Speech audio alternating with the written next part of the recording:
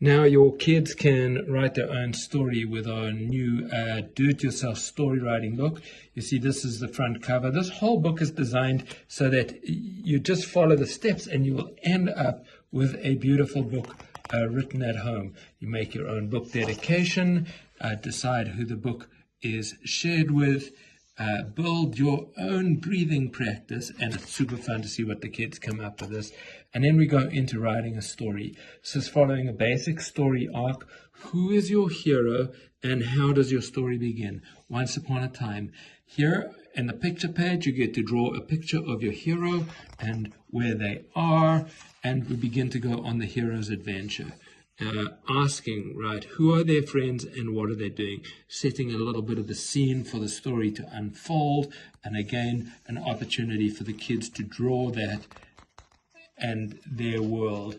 Then the character gets into trouble. Right, what goes wrong and how do they feel? I want to invite in feeling words in the language and the writing, so kids are building their vocabulary around social emotional senses, anger, sadness, happiness, joy, and then we can very dramatic picture of how the hero gets into trouble, and now we have to get them out of trouble. So let's fix this and see who makes it better. Somebody comes in and they help.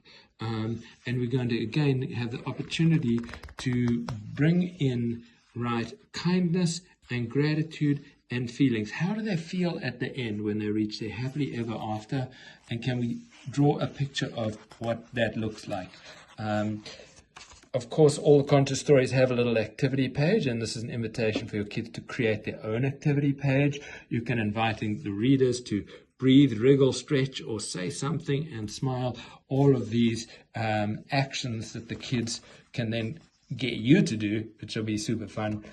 We want a biography of the author, of course, telling us the favorite things that you like to do as an author and their kids' superpowers. Self-portrait goes over here, and we wrap it up with this beautiful little back page like we do on the back of each of the books.